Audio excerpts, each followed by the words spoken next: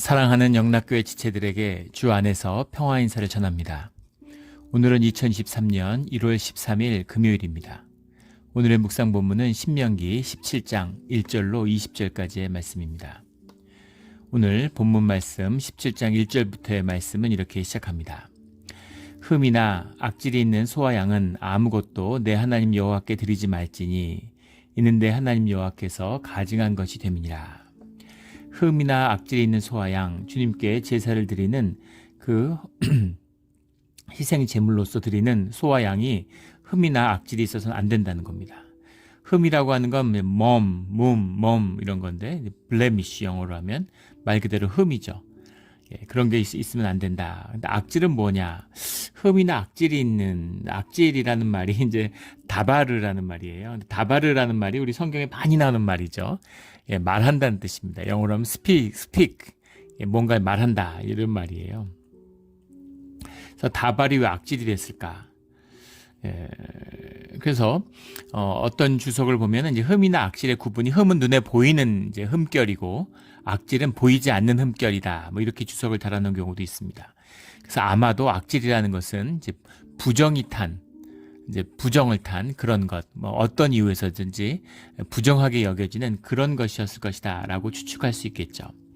그런데 흠이나 악질이 있는 소와 양을 하나님께 드리지 말아라. 이것은 내 하나님 여호와께서 가증한 것이 된다. 가증한 것이 된다라는 게 라키 토아밧이란 말인데, 라키 토아밧, 라라는 게 이제 시리어스 이런 겁니다. 키라는 건 for죠, 영어로 하면. 토아밧이라는 게 이제 뭐 abomination, 그러니까 막 너무 싫어하는 것, 정말 혐오하는 것, 가증히 여기는 것이죠. 그 미워하는 것에 있어서 아주 심각한 것이다. 이게 굉장히 중요한 말씀이에요. 가증히 여긴다라고 이렇게 해석을 했는데, 주님이 아주 싫어하시는 건데 그 싫어하는 것에 대해서도 아주 심각한 것이다, 이런 말이에요. 아주 진지하게 이건 싫어해. 나 이거 싫어, 이런 게 아니라 너 명심해. 이건 절대 싫어. 절대 안 돼. 이런 의미가 있는 거죠. 왜 이렇게 뭐 좀 흠이 있고 무슨 털도 좀 빠지고 뭐 뿔도 하나 부러지고 이런 소나 양을 가져오는 걸 주님이 이렇게까지 싫어하셨을까? 이게 무슨 의미가 있을까? 어차피 죽여서 태우는 건데, 다 태울 건데 뭐 어차피 뭐 흠이 있거나 없거나 털이 좀 빠졌거나 뭐 무슨 차이가 있는 것일까? 라는 생각을 할 수 있겠죠. 그래서 하나는 주님께 온전한 것을 드려야 되는데 부족한 것을 드린다? 이 희생 제물이라는 것이 희생에 대한 표상인데 온전함을 갖춰야 되는 것이죠. 온전하지 않으면 어떻게 주님의 온전함 안에서 죄사함이 이루어질 수 있겠어요? 죄를 사하는데, 죄를 없게 하는데 한 98%만 사람의 악을 제하는데 한 98%는 선하고 한 2%는 악하고, 그럴 수 있을까요? 그게 최악이죠. 그게 악입니다. 그래서 이 선함의 회복, 죄사함의 회복의 본질은 100%에 있는 거예요. 한 70%만 죄가 회복됐다. 이건 그냥 죄인 거죠. 그냥 죄인입니다. 70% 회복이라는 건 없어요. 100%든가 아니든가 둘 중에 하나입니다. 온전함의 표상이기 때문에, 그래서 희생 제물이라고 하는 것이 온전함을 갖춰야 되는 것이죠. 이건 첫 번째 의미가 있어요. 또 하나의 의미는 우리의 마음이라는 겁니다. 주님께 드리는데 시원찮은 걸 드리고, 주일날 예배 자리에 나오면 그것이 삶의 최우선순위가 돼야 되는 것이죠. 그런데 뭐 이렇게 대충 할 일 없고 오늘 뭐 어디 갈 데도 없고 그런데 교회나 가볼까? 뭐 친구 놀러 온다 그러면 교회 빠지고, 이런 식으로 하면은 이것이 온전한 예배가 될 수 없다는 겁니다. 근데 문제는 뭐냐면 그렇게 오는 것을 안 온다고 뭐라 그러지 않아요. 희생제물 드리지 않았다고 주님이 뭐라 그러지 않은데, 흠이 있는 것이나 악질이 있는 이런 것, 그런 걸 가지고 오거나 제사를 이렇게 우습게 드린다, 이런 건 주님이 아주 심각하게 싫어하시는 것이다. 아주 가증히 여기는 것이다. 혐오하는 것이다. 라는 겁니다. 그래서 주님의 이름을 모른다 그러면 괜찮습니다. 그런데 안다고 하면 제대로 알아야 되는 것이죠. 그래서 주님을 제대로 섬겨야 되는 거예요. 이것이 우리 신앙의 본질입니다. 주님을 모르는 사람을 싫어할까요? 아니면 타락한 기독교, 오늘날 주님을 떠벌리고 복음주의 뭐 이런 걸 주님이 더 싫어할까요? 주님을 모르는 자는 용서받을 수도 있습니다. 그런데 주님을 안다고 하면서 주님의 이름을 더럽힌 자들은 주님이 결코 용서치 않는다는 겁니다. 이것이 성경의 거듭된 가르침이에요. 우리 특히 교인들, 우리 교회에서 예배드리는 자들, 믿음의 사람들은 명심하고 새기고 또 새겨야 할 중요한 말씀입니다. 그래서 교회에서 조심해야 되는 거죠. 교회에서 뭐 하나님 아는 것처럼 교회 오래 다녔다고 해서 뭐 막 떠벌리고 활개치고 이러면 천벌을 받아요. 주님이 아주 심각하게 라키 토아밭 심각하게 싫어하시는 겁니다. 그래서 우리가 주님 앞에 늘 온전한 예배를 드리는 우리 모두가 되기를 주의 이름으로 축원합니다. 2절에 가면 너희 가운데서 어떤 남자가 여자가 내 하나님 여호와의 목전에 악을 행하고 그 언약을 어기고 그런 말씀이 나옵니다. 남자나 여자나 또 5절에 가면 넌 악을 행한 남자나 여자를 내 성문에서 끌어내고 이렇게 그 남자나 여자를 돌로 쳐 죽이되 남자나 여자나라는 말이 왜 나올까라는 생각이 드는데 이것이 그 당시에 어떤 그 문화의 이제 상징인 거죠. 요즘도 그렇죠. 12세 이하인가요? 13세인가 정확히 기억이 안 나는데 촉범이라 그러죠, 한국에서. 미국도 제도를 그대로 가져온 겁니다. 그래서 자기 죄에 대한 책임을 질 수 없는 애들이 무슨 죄를 저질러도 죄를 묻지 않는 거죠. 이번 주중에 있었던 사건, 비극적인 사건이죠. 버지니아인가요? 그 6살짜리 초등학교 학생이 총을 가지고 와서 담임 선생님한테 총을 쐈어요. 담임 선생님이 총을 맞았습니다. 진짜, 미국이 좀 말세구나. 말세구나. 미국이 어떻게 되려고 그러나. 참 참담한 마음이 있었습니다. 근데 문제는 그 아이가 사람을 총으로 쐈는데 아무런 처벌을 받지 않는다는 거예요. 그런 걸 의미하는 것이죠. 이 시대에는 이제 그 가부장적인 사회니까, 고대 사회. 그래서 여인은 연약하고 여자는 약하고, 그러니까 그 책임을 남자에게 묻는 겁니다. 부부인데 부인이 잘못을 저질렀어요. 그건 남편에게, 마치 어린아이처럼 보는 것이죠. 그래서 여성의 책임을 남성에게 묻는 겁니다. 그것이 이제 일반적인 법의 질서인데, 그런데 이 제사와 관련된 또는 우상숭배와 관련된 죄를 지으면 그거는 여자고 남자고 없다는 겁니다. 그 죄 지은 사람한테 벌을 내린다는 거죠. 부인이 와이프가 나가서 우상숭배한테 거기 갔다 왔어요. 그러면 남편이 가서 처벌을 받았는데 그 남편이 아니라 그 부인에게 직접 벌을 묻겠다는 거죠. 이것이 남자나 여자나의 책임입니다. 그 개인에게, 그 사람에게 그 인격적인 그 행위에 대한 책임을 묻겠다. 그러니까 얼마나 우상숭배의 책임이 엄격한 것인가라는 것을 말씀하고 있는 것이죠. 그런데 4절에 그것이 우상숭배에 관한 일이 내게 알려짐으로 내가 듣거든 자세히 조사해 볼지니 라는 말씀이 나옵니다. 자세히 조사해 볼지니, 듣거든 이라는 말에는 두 가지 의미가 있을 수 있죠. 하나는 뭐냐면, 두 가지 의미 중에 하나는 이것을 듣거든 이라는 말씀에 나오는 것처럼 그런 일이 있으면 반드시 자세히 조사하라는 겁니다. 뭐 이런 이야기가 있고, 무슨 이웃집 마을의 돌쇠 내에서 우상을 만들어서 우상한테 절한다는 얘기가 있던데 라는 풍문이 있었다. 그러면 그냥 스치는 이야기로 들어서는 안 되고 그 이야기를 철저히 조사해서 진짜 그런 일이 있었는지 알아내라, 이런 뜻이 들어있습니다. 두 번째는 그것이 사실이라면, 그렇다면 다 죽는 거죠. 그 악은 제해야 되는 겁니다. 우리 이 의미에 대해서는 여러 번 나누었죠. 빵에 곰팡이가 폈는데 곰팡이도 생명인데 뭐 같이 살아야지, 이런 사람 아무도 없겠죠. 그걸 철저히 제할 겁니다. 곰팡이 쓴 빵을 다 버리죠. 어떻게 곰팡이만 좀 걷어내고 먹어야지, 이런 사람 없죠. 그런 것처럼 그 죄에 대한 책임은 분명한 것이죠. 그래서 그 죽음으로 치러야 할 대가니까 생사람 잡거나 그러면 안 되겠죠. 그래서 그것이 진짜인지를 철저히 조사해서 그 사실관계를 밝히라는 겁니다. 이 두 가지 뜻이 다 들어있어요. 자세히 볼지니에는. 그래서 결코 경홀히 여겨서 지나가서도 안 되고, 또 조사한다고 하다가 또 너무 엄한 사람 잡지 마라, 이런 뜻이 들어있는 것이죠. 그만큼 철저해야 된다, 분명해야 된다. 그것이 우상숭배를 끊어내는 것 가운데서 틀림이 없어야 된다, 이런 말씀인 거죠. 5절에 너는 그 악을 행한 남자나 여자를 내 성문으로 끌어내서 그 남자 여자를 돌로 쳐 죽이되, 이것도 우리 여러 번 나누었죠. 돌로 쳐 죽인다는 건 그 시대의 최고의 형벌입니다. 그래서 요즘 같으면 뭐 목에 매달아 주기 돼. 미국 같으면 전기 의자에 태워 주기 돼. 뭐 이런 말로 대체될 수 있겠죠. 돌로 처형하는 방법. 사회적인 징벌이죠. 사람들이 다 같이 돌로 쳐 죽이는데, 그런데 그거보다 더 심한 벌이 있어요. 우리 레위기에 보면 21장인가요? 제사장의 딸이 행음하면 불로 속되게 하면, 속되게 하면 그건 제사장도 속되게 한 것이기 때문에 불로 태워 죽여라, 이런 말씀이 나옵니다. 불로 태워 죽이는 건 이제 쉽지 않았겠죠.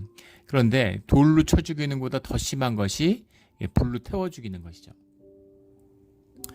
그런데 그 제사장의 딸이 행음하면 돌로 죽이는 게 아니라 불로 태워 죽여라. 왜냐하면 제사의 직분을 속되게 했기 때문이다라는 겁니다. 그것이 얼마나 중요한 것인가라는 걸 보게 되는 거죠. 6절에 보면 죽일 자를 두 사람이나 세 사람의 증언으로 죽일 것이요 한 사람의 증언으로는 죽이지 말 것이며, 두 사람 또는 세 사람이라는 의미는 증언의 확실성을 말하는 거죠. 분명한 증인, 분명한 증거로 해야 된다라는 뜻입니다. 7절에 이런 자를 죽이기 위하여는 증인이 먼저 그에게 손을 댄 후에 뭇 백성이 손을 댈지니라. 증인이 먼저 돌로 치라는 것이죠. 돌로 치라는 첫 번째는 책임의 의미가 들어있어요. 그것이 분명하고 그 죄에 대한 책임이 분명하지 않으면 증인이 돌로 치는 게 쉽지 않겠죠. 그걸 어떻게 감당하겠습니까? 그 죄를, 억울한 사람을 만약에 누명을 씌워서 죽이는 거라면 거기에 대한 죄의 대가가 얼마나 무겁겠어요.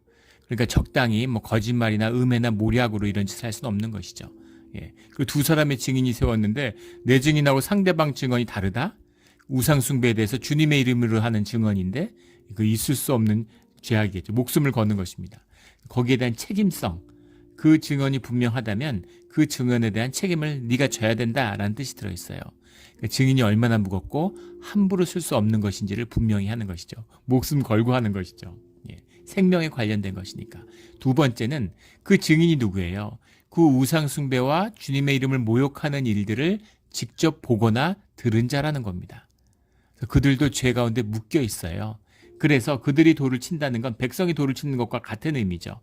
7절 말씀에 나오는 이와 같이 하여 너희 중에서 악을 제할지니라 라고 하는 그 굴레, 악의 굴레를 벗어야 된다, 끊어야 된다, 이제 이런 의미죠. 악의 묶임에 대해서는 대가가 있습니다. 예전에 우리 몇 번 나눈 적이 있는데 우리 학교 때 친하게 지내던 친구가 있어요. 이 친구가 이제 운동을 잘했습니다. 씨름부에도 있고, 뭐 농구부에도 있고, 아주 뭐 체격도 좋고 이런 친구였어요. 근데 이제 되게 운동하던 친구들이 그런 것처럼 이제 이런 뭐 이렇게 폭력 단체, 폭력 조직 이런 데 유혹이 끊이지 않죠. 제 친구가 그랬던 건 아닌데 문제는 얘가 이제 결혼을 했는데 아들 둘을 낳는데 아들들도 뭐 당연히 아버지 닮아서 체격도 좋고 힘도 세고 이런 거죠. 기질도 세고. 그랬더니 이제 어느 날 이제 아들이 중학교를 다니는데 표정이 너무 어둡더라는 거예요. 표정이 너무 어두워서 아들한테 무슨 일이 있나 마음에 뭔가 감이 오는 거죠. 아버지니까. 그래서 감이 와서 아들한테 물어봤답니다. 그래서 아들한테 무슨 일이 있는지 물어보니까 아들이 이제 폭력 조직에 이제 깊이 연관되어 있는 거죠. 그래서 그 아들한테 어떻게 할 생각이냐 이제 이렇게 얘기하면서 거기서 너 계속 그렇게 할래? 이렇게 물어보니까 아들이 나오고 싶지만 이미 늦었다고 그러더라는 거예요. 중학생인데 폭력 조직에서 이제 손을 씻기가 이미 늦었다고. 아버지가 들으니까 좀 기가 막힌 거죠. 그래서 늦었는지 안 늦었는지는 네가 생각할 게 아니고 네가 나오기를 원하는지 안 원하는지가 중요한데 나오고 싶으냐 이렇게 얘기하니까 그러고 싶다고 그러더래요. 그래서 나오는 방법이 세 가지가 있는데 하나는 경찰이 해결하는 방법이 있고 하나는 아버지가 해결하는 방법이 있고 하나는 네가 해결하는 방법이 있는데 어떻게 할래? 이렇게 물어보니까 아들이 자기가 하겠다고 그러더라는 거예요. 그리고 이제 몇 주가 지났는데 어느 날 밖이 소란스러워서 집 밖에 나가 보니까 아들을 집 앞에다 던져놓고 갔는데 애가 완전히 만신창이가 돼서 집 앞에 쓰러져 있더라는 겁니다. 애가 완전히 두드려 맞아서 반송장처럼 돼서 왔는데 그래도 아버지로서 굉장히 기뻤다는 거예요. 내가 아들이 용기 있는 아이구나. 아들을 잘 키웠구나. 이런 기쁨이 있었다. 뭐 이런 고백을 들은 기억이 있습니다. 악에 묶여요. 악이 빌미가 되는 겁니다. 그런데 그냥 악을 풀어주면서 그래. 너 잘했어. 그래, 나가봐. 좋은 뜻이야. 이런 그 마귀가 있겠습니까? 악의 실체가 있는데 거기에 대한 대가를 치러야 되는 것이죠. 거기에 대한 대가를 치러야 되는 것입니다. 악의 묶임이에요. 예수님의 십자가의 보혈로 주님의 목숨으로 그것을 풀어주신 겁니다. 그게 우리의 죄사함의 본질이에요. 가볍지 않은 것입니다. 생명으로 대가를 치렀어요. 주님이 십자가에 못 박혀 죽으신 거죠. 그걸 생각한다면 죄 지은 자들이 돌로 맞아 죽는 것, 이런 것에 무슨 연민이 있을 수 있겠습니까? 근데 우리가 이런 말씀을 나누면 늘 어려워요. 성경 공부하면 너무 잔인하지 않습니까? 왜 사람을 죽여야 됩니까? 이렇게 얘기를 하는데 예수님의 생명의 죽음, 그것이 있었기 때문에 우리가 죄사함을 받고 우리의 신앙생활을 하는 것입니다. 17장 1절부터 우리 7절까지는 이렇게 우상숭배에 대한 심판의 말씀이 나오고 8절부터는 이제 재판에 관한 말씀입니다. 8절에 보면 내 성중에서 서로 피를 흘렸거나 다투었거나 구타하였거나 서로 간에 고사하여 내게 판결하기 어려운 일이 생기거든 너는 일어나 내 하나님 여호와께서 택하실 곳으로 올라가서 레위 사람 제사장과 당시 재판장에게 나가서 물으라, 이렇게 되어 있습니다. 여호와께서 택하신 곳에 올라가서라고 하는 말은 이제 산헤드린에 관한 말씀이죠. 지역의 동네에는 보통 이제 7명의 그 재판부가 구성되고 그리고 120가정 이상 되는 큰 성읍이죠. 큰 성읍에는 23인의 그 재판관이 재판을 해야 됩니다. 근데 거기서 더 나아가면 이제 예루살렘에 산헤드린이 있는 것이죠. 산헤드린에는 71명의 이제 재판관이 있는 겁니다. 24명의 제사장, 그리고 24명의 장로, 12지파를 상징하는 각 지파에 2명씩의 이제 증인을 세우는 것처럼 2명씩 나오는 거죠. 그래서 24 제사장과 24 장로가 있고, 그리고 22명의 랍비가 있습니다. 22이라고 하는 숫자는 이 히브리어의 알파벳이 22자로 돼 있죠. 22이라는 숫자는 지혜의 상징이에요. 그래서 랍비는 22라는 숫자를 굉장히 24도 중요하지만 22도 중요한 숫자입니다. 그래서 22 랍비가 있는 거죠. 24 장로, 24 제사장이 있는 것처럼. 그래서 다 합쳐서 70명이고 거기에 산헤드린의 의장이 이제 있어서 총 71명이 되는 겁니다. 여기서 종교 재판을 하는 것이죠. 그런데 여기서 한 가지 우리가 이제 오해하면 안 되는 것은 이것이 물론 지금의 3급심의 원형입니다.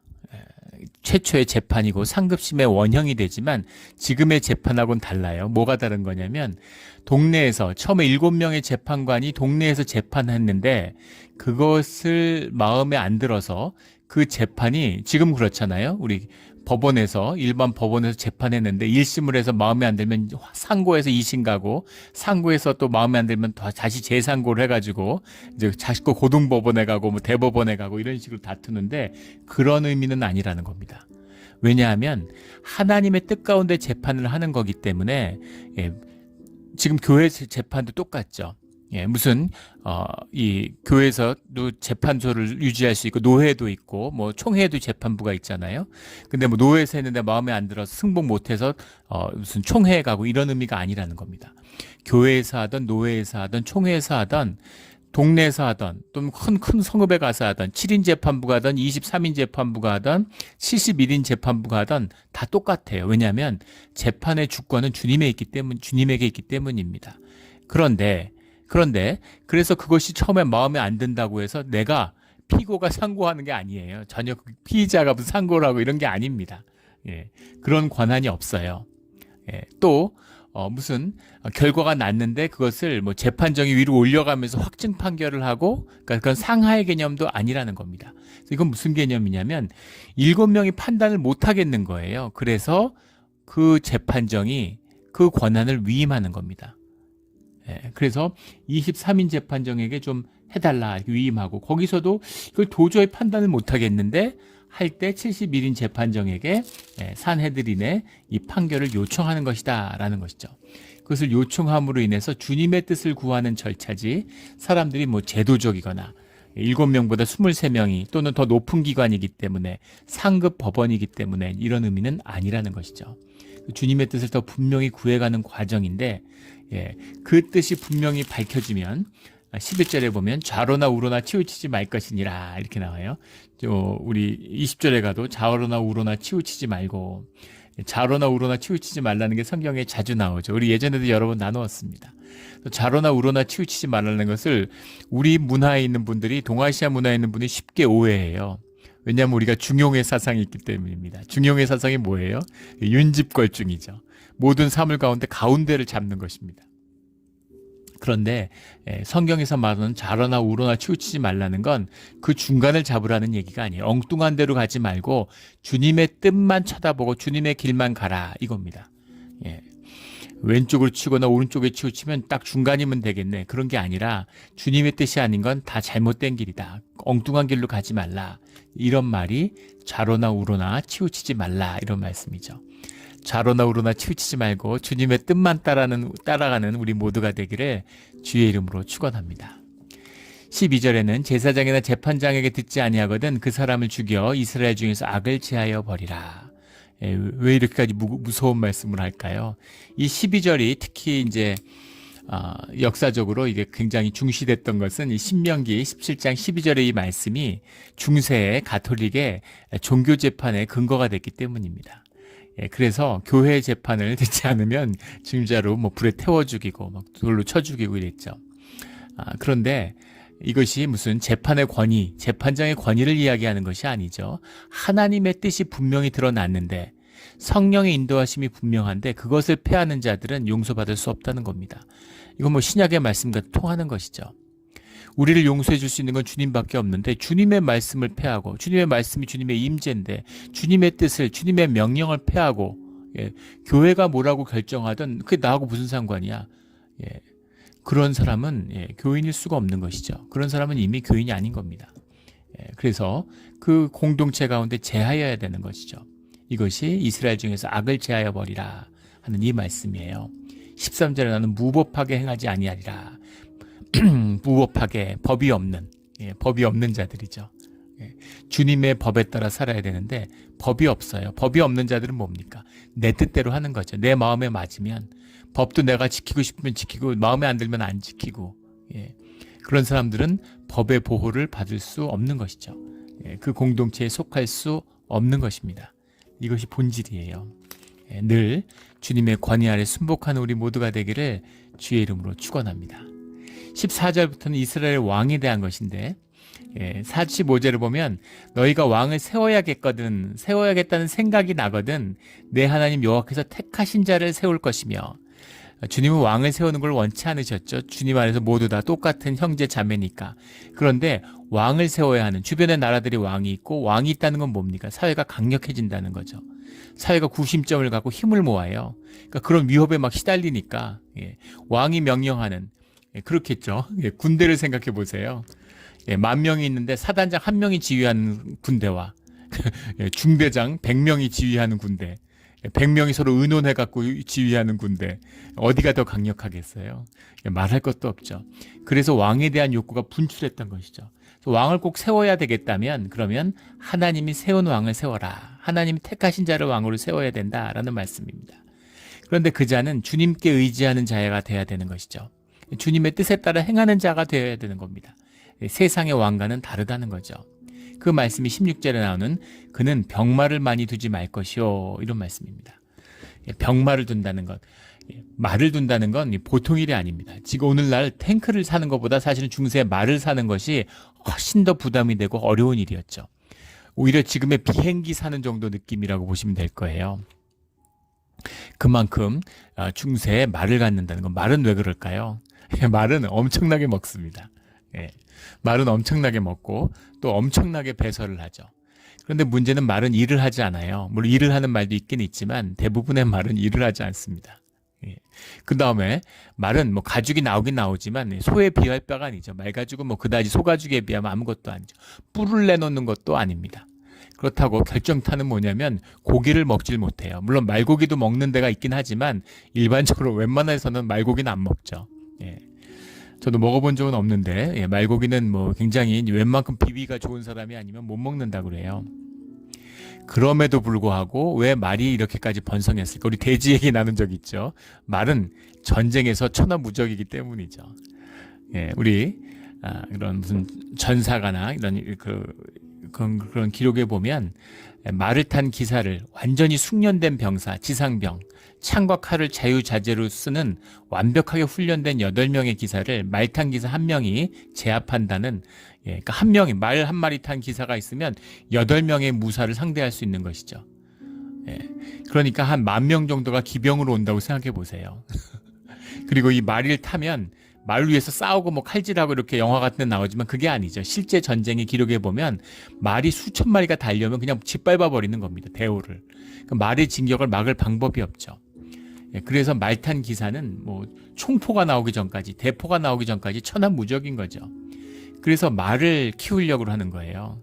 말을 키우고 말을 키워야 되는 것이 국가의 가장 큰 이제 수건 사업이 되는 거죠. 그래서 그 중세, 만주족, 몽고족 이런 걸 생각해 보세요. 불과 한 10여만 명 되는 사람이 수억 명이 되는 중국을 점령하고 세계를 호령했잖아요. 불과 몽골이 한 2만 명밖에 안 되는 기병을 이끌고 유럽을 쑥대밭을 만들었습니다. 이게 기병의 위력이죠. 어마어마한 것이에요. 그러니까는 이 기마 민족들, 목축을 하니까 유목 민족들이니까 말을 늘 타고 다니잖아요. 그 몽골 다큐멘터리를 봤는데 5, 6살 된 애가 말을 타는 모습이 나오더라고요. 겨울에 막 눈보라가 치는데 영하 20도인데 말을 타고 막 야외에 달리는 모습이 나오는데 그걸 보니까 몽골이 세계 제패한 이유가 저거구나 하는 게 그냥 눈으로 보고 알겠더라고요. 말에서 막 내렸다 탔다 하고 말에서 눕기도 하고 뭐 별거 다 해요. 말 위에서. 뭐 천하무적인 거죠. 그런 겁니다. 그런데 농경 국가에서 말을 키운다는 게 얼마나 힘든 일이고 큰 부담이 되는 일인지, 근데 키우지 않을 수가 없는 거죠. 자꾸 전쟁이 나니까. 그래서 병마에 의지하게 되는 겁니다. 병마가 곧 왕권이에요. 근데 병마를 많이 두지 말라, 이렇게 주님 말씀하시는 거죠. 주님이 지켜주시고 주님께 의지해야지 병마를 의지하지 마, 이런 말입니다. 그보다 더 중요한 뜻은 병마를 많이 얻으려고 그 백성을 애굽으로 돌아가게 하지 말 것이니. 이게 무슨 말일까요? 병마를 얻으러 백성들이 간다는 얘기일까요? 그런 게 아니죠. 이 16절의 말씀, 병마를 많이 얻으려고 그 백성을 애굽으로 돌아가게 하지 말 것이니. 애굽이 중요한 것은 애굽은 평지잖아요. 초원입니다. 지금은 이제 점점 사막화돼서 지금 모습은 애굽이 그렇게 보이지 않지만 불과 몇만 년 전만 해도 지금의 사하라 사막이 초지였다 그러죠. 그러니까 애굽의 문명의 꽃을 핀 것이죠. 푸른 초지였다는 겁니다. 평평하니까 산이 없으니까 말을 키우기 얼마나 좋겠어요. 말이 그냥 풀어놓으면 초지에서 풀을 뜯어 먹으면 되니까. 그러니까 말 키우기 최적지죠. 말을 구하려면 애굽에 가야 되는 거예요. 근데 문제는 뭐냐면 돈 주고 말 사러 온다고 말을 팝니까? 그런 시대가 아니죠. 지금도 마찬가지죠. 돈 있다고 전투기 살 수 있나요? 미국에서 전투기 살려면 미국 의회 승인이 있어야 되는 거죠. 그냥 팔지 않아요. 우호국가, 동맹을 맺고 그래야 이제 무기를 서로 주고받는 것처럼 말을 사오기 위해서 애굽과 가까워지지 말아라, 이 뜻입니다. 애굽과 가까워지고 애굽과 교류하고 애굽의 영향을 받으면 애굽의 우상 숭배가 다시 들어오는 거죠, 이스라엘에. 그리고 더 중요한 건 애굽에서 노예 생활을 했잖아요. 거기에 다시 종노릇하는 그런 유혹에 시달리는 것이죠. 요즘 우리에게 주시는 말씀이라면 돈에게 의지하지 마라. 돈을 쌓아두지 마라. 돈 벌려고 세상과 타협하지 마라. 이런 말씀인 거죠. 그냥 세상에 눈 녹듯이 녹아내리는 거죠. 애굽에 녹아내리는 것입니다. 그래서는 안 되기 때문에 말 때문에 애굽과 가까이 가거나 애굽에 가서는 안 된다, 이런 말씀입니다. 17절에 은금을 많이 쌓지 말 것이며, 돈을 많이 쌓으면 돈을 의지하게 되는 거죠. 돈을 쌓으면 돈을 의지합니다. 그래서 주님을 의지해야 된다, 이런 말씀이죠. 우리 무엇을 쌓던, 무엇이 쌓이던 그 주님의 은혜고 주님만을 의지할 수 있는 신실한 믿음의 자녀가 되기를 주의 이름으로 축원합니다. 18절에 그가 왕에 오르거든 이 율법서의 등사본을 레위 사람 제사장 앞에서 책으로 기록하여. 등사본을 기록하라는 건 성경의 말씀, 주님의 말씀이 성전에 있는 거잖아요. 성전에만 보관하고 있는 겁니다. 근데 왕을 세우면 왕에게도 이 말씀을 복사해서 필사하는 것이잖아요. 그 시대에는 책을 하나 더 만들어서 대제사장처럼 왕도 그것을 옆에 두고 평생 자기 옆에 두고 읽어서 그래서 하나님의 뜻에서 벗어나지 않는 그런 자가 돼야 된다. 좌로나 우로나 치우치지 말고 교만하지 않냐고 그 명령에서 떠나지 않고 그러면 이스라엘 중에서 그와 그의 자손의 왕위가 있는 날이 장구하리라 라는 이런 말씀을 주는 거죠. 말씀이 주님의 임재예요. 그래서 말씀과 함께하면 주님의 복이 함께하는 것입니다. 우리 교인들의 많은 분들이 성경 일독을 해마다 하고 있죠. 통독을 하고 있습니다. 쉽지 않아요. 하신 분들은 다 알 겁니다. 정말 쉽지 않습니다. 이 말씀을 옆에 두고 읽는 가운데 우리가 알지 못하는 범사의 복을 더하는 주님의 임재가 주님의 말씀이 우리와 함께하고 있는 것이죠. 그런 축복의 말씀이 오늘도 우리와 함께함으로 주님의 복이 풍성한 이 하루가 되기를 좌로나 우로나 치우치지 않고 주님만을 따라가는 우리 모두가 되기를 주의 이름으로 축원합니다. 아멘. 기도드리겠습니다. 하나님 아버지 감사합니다. 귀한 말씀 주시니 감사하고 축복의 말씀을 더하여 주시니 감사합니다. 좌로나 우로나 치우치지 않고 오직 주님의 말씀에만 의지하는 그런 우리의 신앙생활 오늘 하루가 되게 하여 주시옵소서. 감사하며 예수 그리스도의 이름으로 기도드렸습니다. 아멘.